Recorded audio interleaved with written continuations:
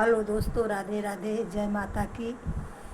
मैं आशा करती हूँ आप लोग अच्छे होंगे, स्वस्थ होंगे, मस्त होंगे, अपने कामों में व्यस्त होंगे। नवरात्रि का चैत्र रामनवमी का पहला दिन है आज। मैं आप लोग के सामने एक भजन लेकर आ रही हूँ। माता जी का बहुत प्यारा भजन है। आप लोग सब्सक्राइब करना, कमेंट करना, शेयर करना। मेरे चैनल पर जाइए, पूरा फुल आवाज़ में सुनना। आप पूरा गाना सुनना दोस्तों, जब समझ में आएगा, अच्छा लगेगा तो कमेंट में ज़रूर बताना। हर हर महादेव, जय माता की। छन छन बदलेली रूप माई मोरी शीतली भवानी। छन छन बदलेली रूप माई मोरी शीतली भवानी। शीतली भवानी हो जग महारानी, शीतली भवानी हो जग महारानी। माई मोर छन छन बदलेली रूप माई मोरी शीतली भवानी। छन छन बदलेली रूप माई मोरी शीतली भवानी।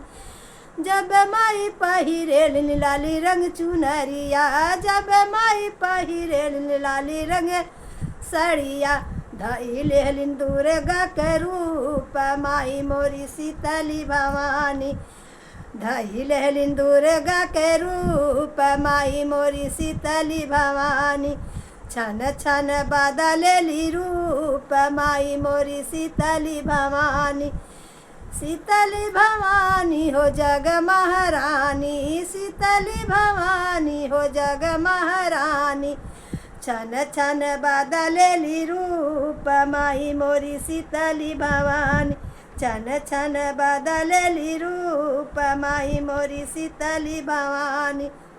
जब माई पहिरेलिन पियर सड़िया, जब माई पहिरेलिन पियर सड़िया।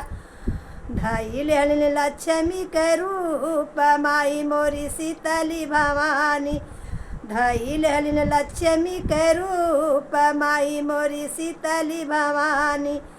छन छन बदलेली रूप माई मोरी शीतली भवानी। शीतली भवानी हो जग कल्याणी, शीतली भवानी हो जग महारानी। छन छन बदलेली रूप माई मोरी शीतली भवानी। छन छन बदलेली रूप माई मोरी शीतली भवानी। जब माई पहिरेलिन हरी रंग सड़िया, जब माई पहिरेलिन हरी रंग सड़िया। धई लेहलिन गौरी के रूप माई मोरी शीतली भवानी।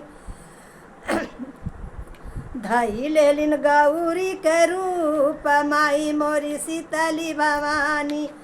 शीतली भवानी हो जग महारानी, शीतली भवानी हो जग महारानी। छन छन बदलेली रूप माई मोरी शीतली भवानी।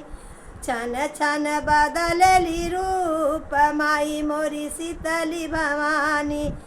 जब माई पहिरेलिन गेरुआ सड़िया, जब माई पहिरेलिन गेरुआ सड़िया। धई लेहलिन सीता के रूप माई मोरी शीतली भवानी। धई लेहलिन सीता के रूप माई मोरी शीतली भवानी। छन छन बदलेली रूप माई मोरी शीतली भवानी। छन छन बदलेली रूप माई मोरी शीतली भवानी। जय माता की, जय जगत जननी माता की। हे दोस्तों, मेरे वीडियो को ज़रूर देखना, लाइक सब्सक्राइब करना। मैं आप लोगों से यही निवेदन करती हूँ, मेरे चैनल को आगे बढ़ाइए। नमस्ते, राधे राधे, हर हर महादेव।